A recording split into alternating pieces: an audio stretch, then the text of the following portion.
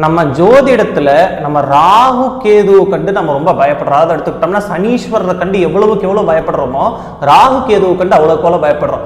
நான் ஒண்ணு சொல்றது என்ன, நீங்க உங்களுக்கு பயப்படுறதுக்கான தேவையே இல்லை. ஏன்னா சின்னமஸ்தா அம்மாவுடைய வழிபாடை நீங்க பண்ணினீங்கன்னா உங்களுக்கு ராகுல பிரச்சனை இருந்தா அது சர்வ சத்தியமா தீரும். அது மட்டும் இல்லாம உங்களுக்கு சின்னமஸ்தா தாயோடைய வழிபாடு இன்னும் சில பல பலன்களை தரக்கூடியதா மற்ற எந்த தெய்வங்களும் தர முடியாத ஒரு பலனை சின்னமஸ்தா தாயோடைய வழிபாட்டுல கிடைக்கும்னா எவ்வளவு அழகான ஒரு விஷயம் பாருங்களேன். அந்த பலன்கள் என்ன அப்படிங்கறத இந்த வீடியோல டீடைல்டா பார்க்க போறோம். வாங்க வீடியோக்குள்ள போலாம். சின்னமஸ்தா அம்மாவோட உருவத்தை நீங்க பாருங்களேன். அதாவது எடுத்துக்கிட்டீங்கன்னா தான் தலையை வெட்டி தான் கையில வச்சிருக்காங்க. அதுல இருந்து ரத்தம் வருது. அந்த ரத்தத்தை தான் தலையே அதை குடிச்சுக்குது. இன்னொன்னு எடுத்துக்கிட்டீங்கன்னா அவங்கள சுத்தி இருக்கிற பரிவாரங்களும் அவங்களோட ரத்தத்தை குடிக்கிறாங்க.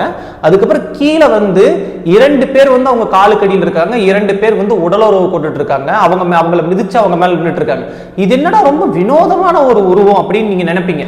ஆனா இந்த வினோதமான கோரமான இந்த உருவத்துக்கு பின்னாடி ஒரு அழகான உள்ளர்த்தம் இருக்கு. அதை சொன்னா நீங்க ரொம்ப ஆச்சரியப்படுவீங்க. இதுக்குள்ளார இவ்வளவு அழகான ஒரு உள்ளர்த்தம் இருக்கா நீங்க ஆச்சரியப்படுவீங்க. அப்பேற்பட்ட விஷயம் இந்த உருவத்துக்குள்ளார இருக்கு.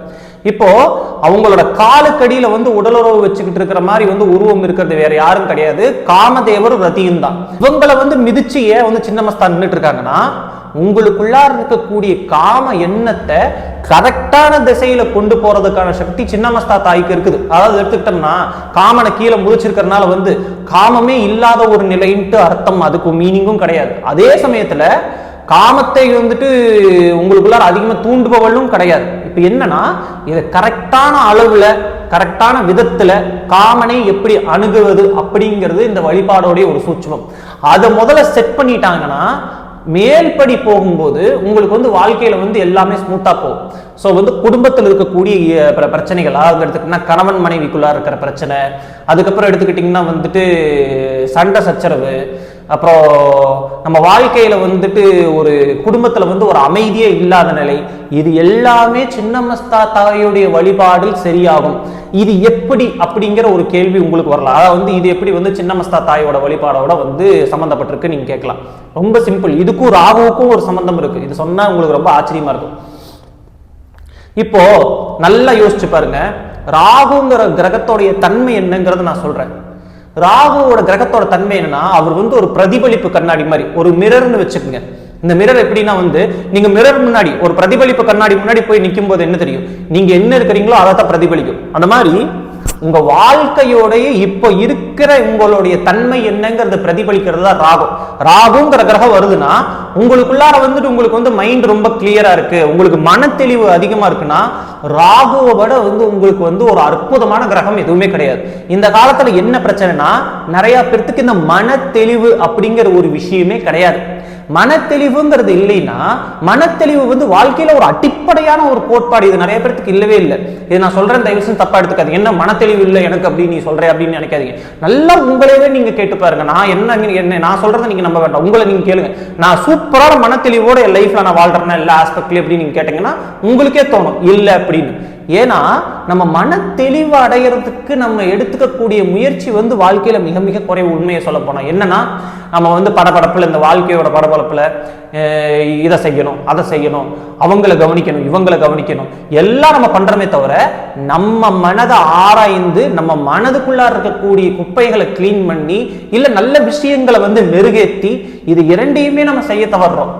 ஏதோ வாழ்க்கை ஓடுற ஓட்டத்துல நம்ம ஓடிக்கிட்டு இருக்கிறோமே தவிர நம்மளை நம்ம பராமரிக்கிறதுக்கும் நம்மளை நம்ம ஆராய்ந்து நம்மளை முன்னேற்றத்திற்கான செய்யற காரியங்கள் எதுவுமே இல்லை. இப்போ இந்த மனத்தெளிவு தான் ராகுவோடைய அஸ்திவாரம். இந்த மனத்தெளிவு இல்லாதவங்களை ராகு படாத பாடுபடுத்துவார். ஏன்னா ஏற்கனவே சொன்ன மாதிரி ஒரு பிரதிபலிப்பு கண்ணாடி. நீங்க கண்ணாடி முன்னாடி போய் உங்களுக்கு தெளிவா இல்லைன்னா ராகு நீ தெளிவான ஆள் இல்லை, உனக்கு மன தெளிவு இல்லை, நீ குழம்பி கிடக்குற, உன் சக்தியில ஒரு இதே இல்லை, ஒரு ஆர்கனைசேஷன் இல்லை அப்படின்னா அது அப்படியே கம்பேர் பட்டவத்திரமா காட்டுவார்.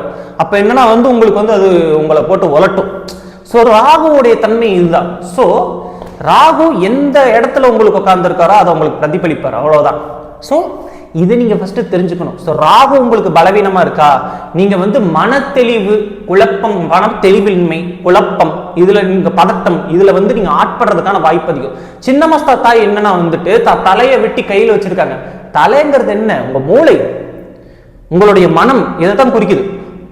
மனதையவே அவ கையில வச்சிருக்கா, என் கட்டுப்பாட்டுல என் மனம் இருக்கு அப்படிங்கறத வந்து சொல்றா. இன்னொன்னு சின்ன மஸ்தானா வந்து துண்டிப்பவள், தலையை துண்டித்திருப்பவள் அர்த்தம். அப்படின்னா என்னன்னா, உங்களுடைய மனதை நீங்க ஆராயறீங்கன்னு அர்த்தம். உங்க தலையை நீங்க வெட்டி எடுத்திருக்காங்க பாத்தீங்களா, அவங்க கையில வச்சிருக்காங்க பாத்தீங்களா, என்ன அவங்க குறிக்கிறாங்கன்னா ஆழ்மனதை ஆராயக்கூடிய திறமையை வந்து அவங்க சொல்றாங்க. உங்க மனதை வந்து ஆழமா ஆராய்ந்து அதை வந்துட்டு உங்களுக்கு சாதகமா மாற்றக்கூடிய திறன், உங்க மனதை வந்து உங்க கட்டுப்பாட்டுக்குள்ளாரி உங்க ஆளுமைக்குள்ளாரி கொண்டு வர திறனை சொல்றாங்க. கீழே உட்கார்ந்துருக்க காமனுரத்தி வந்து என்ன இருக்காங்க, உங்க காமத்தை ஒருநிலைப்படுத்துறது மூலமா உங்களோட மனதையும் ஒருநிலைப்படுத்த முடியும் அப்படிங்கறத சொல்றது. நிறைய பேர் வந்து காமம்னு சொல்லும் போது வந்து இல்லறம், உடல் உறவு இதை மட்டும் தான் நினைக்கிறமே தவிர, காமத்தோடைய உண்மையான டைமென்ஷன் என்ன, நம்ம மனிதனுடைய படைப்பாற்றல தான் சொல்லுது. ஒரு உயிருக்குள்ள இருக்க படைப்பாற்றல் தான் சொல்லுது. இப்போ நீங்க எடுத்துக்கிட்டீங்கன்னா நம்மளுடைய காமம்ங்கிறது என்ன, ஒரு உயிரை உருவாக்குது கரெக்டா, அதுதான் வந்து உச்சபட்ச படைப்பாற்றலை குறிக்கக்கூடியது. ஸோ இந்த படைப்பாற்றலை வந்து சமநிலைப்படுத்துறது மூலமா உங்களுடைய மனம் வந்து செழுமையாகும் அப்படிங்கிறத வந்து சின்னமஸ்தா தாயோடைய வழிபாடு சொல்லுது. புரியுதா உங்களுக்கு? உங்க காமத்தை வந்து கரெக்டான திசையில நீங்க வச்சிருக்கிறது மூலமா, அதை நீங்க உங்க கட்டுக்கோப்புல வந்து வச்சிருந்து அதை நீங்க வந்து கரெக்டா யூஸ் பண்றது மூலமா உங்களுடைய மனம் உங்களுடைய ஆளுமைக்குள்ளார வரும் அப்படிங்கிறது தான் வந்து இதோடைய தத்துவம். ஸோ இதை நீங்க மைண்ட்ல வச்சு நீங்க சின்னமஸ்தா தாயை வழிபடணும். இது மூலமா தான் ராகுவை கட்டுப்படுத்துறாங்க. ஏன்னா உங்களுடைய படைப்பாற்றல் வந்து கரெக்டான ஒரு திசையில இருக்கும்போது நீங்க இந்த உலகத்துல ஆக்கப்பூர்வமா செயல்படுவீங்க. வாட் ஹேப்பன்ஸ்னா உங்களுக்கு மன தெளிவும் இருக்கும். மனிதனுடைய அடிப்படை குணாதிசயமே படைப்பாற்றல் தான், ஒண்ணுமே கிடையாது. மற்ற விலங்குகள் வந்து கலைத்துறையில வந்து சாதிக்க முடியும்னு நினைக்கிறீங்களா? கலைத்துவமா ஏதாவது பண்ண முடியும்னு நினைக்கிறீங்களா? ஓவியம் வரைய முடியுமா? இல்ல வந்து ஒரு சிலை செய்ய முடியுமா? இல்ல இந்த மாதிரி வீடு கட்ட முடியுமா? நம்ம சாம்ராஜ்யமே, நம்ம மனித சாம்ராஜ்யமே உருவானதுக்கு காரணம் என்ன? நம்ம படைப்பாற்றல் தாங்க. நம்ம படைப்பாற்றல் இல்லைன்னா நம்மளுக்கு ஏதாவது வந்து மற்ற விலங்குகளுக்கும் நம்மளுக்கு ஏதாவது வித்தியாசம் இருக்குமா?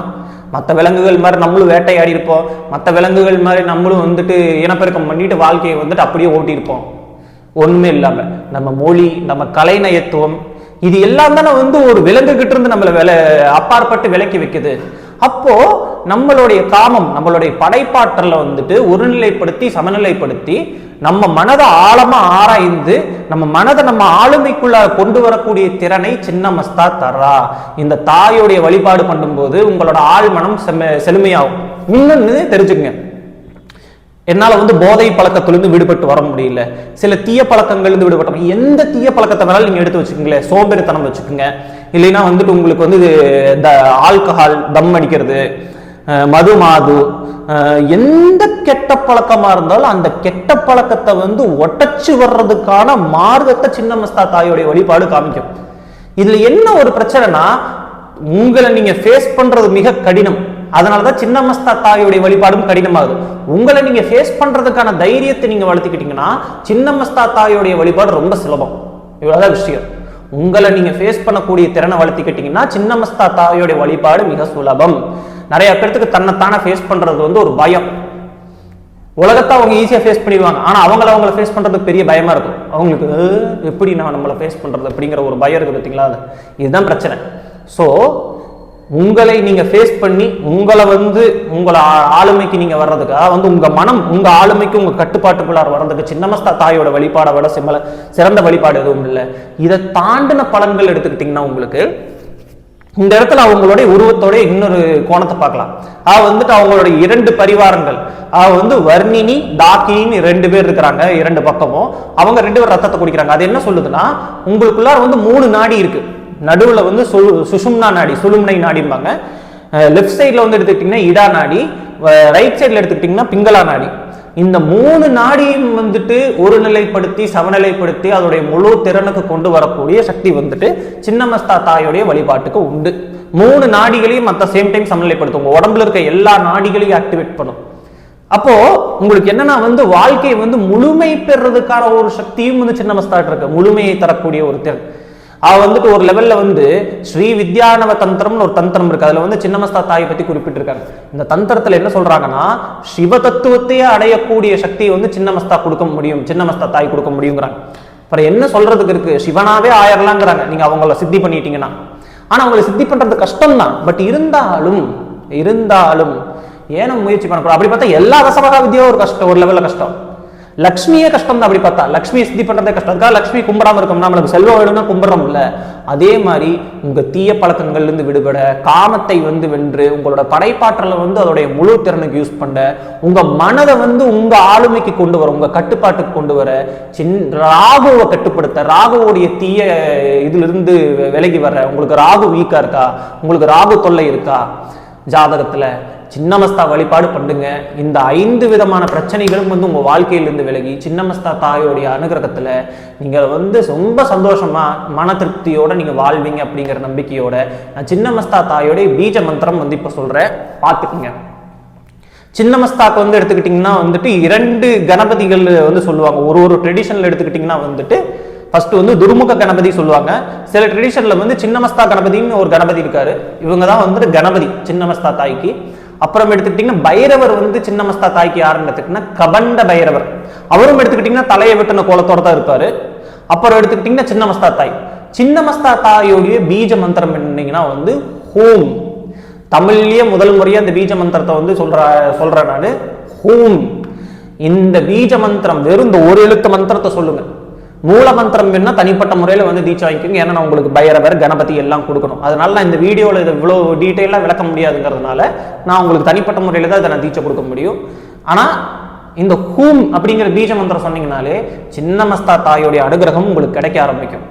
இன்னைக்கு சின்னமஸ்தா தாயோடைய ஜெயந்தி. சின்னமஸ்தா தாயோடைய அந்த பீஜ மந்திரம் ஹூம் அதை சொல்லி நீங்கள் வழிபட்டு சின்னமஸ்தா தாயோட அனுகிரகம் பெற்று ராகு பகவானுடைய தொல்லையிலிருந்து விலகி உங்களுக்கு மன தெளிவு, குழப்பத்திலிருந்து விடுதலை, பதட்டத்திலிருந்து விடுதலை கிடைச்சு உங்களுக்கு அது மட்டும் இல்லாம உங்களுக்கு ஆழ் மனதை உங்க ஆளுமைக்கு கொண்டு உங்க காமத்தையும் உங்க ஆளுமைக்கு கொண்டு ஆளுமை திறனுடைய உச்சத்துக்கு நீங்க போய் உங்களுக்குள்ளார உங்க உடலும் மனதும் ஒருநிலை சமநிலை அடைஞ்சு நீங்க வாழ்க்கையில சகல செல்வத்தோடையும் நிம்மதியோடையும் வாழணும். நான் சின்னமஸ்தா தாயை பிரார்த்திச்சு இந்த பீஜ மந்திரத்தை உச்சரிக்க ஆரம்பிக்கிற. வாங்க போலாம். Home home home home home home home home home home home home home home. இதுதான் சின்னமஸ்தா தாயோடைய பீஜ மந்திரம். இந்த மந்திரத்தை சொல்லி பலன் பெறுவீங்கன்னு நான் நம்புறேன். ஃபர்ஸ்ட் ஓம் கணேஷாய நமக அப்படிங்கிற மந்திரத்தை சொல்லிட்டு இந்த மந்திரத்தை ஆரம்பிங்க. சின்னமஸ்தா தாயோடைய வழிபாடு உங்களுக்கு ஆழ்மனதை உங்கள் கட்டுப்பாட்டுக்கு கொண்டு நீங்கள் சகல விதமான சௌபாகியத்தோடையும், இன்னொன்று மனதை உங்களுக்கு கட்டுப்பாட்டு கொண்டு தீய குணங்கள்லேருந்து விடுபட்டு ராகுவை உங்கள் கட்டுப்பாட்டுக்கு கொண்டு ஏற்கனவே சொன்ன மாதிரி காமத்தை உங்கள் கட்டுப்பாட்டுக்கு கொண்டு வருவீங்க அப்படிங்கிற ஒரு நம்பிக்கையோட இந்த வீடியோவை நான் நிறைவு செய்கிறேன்.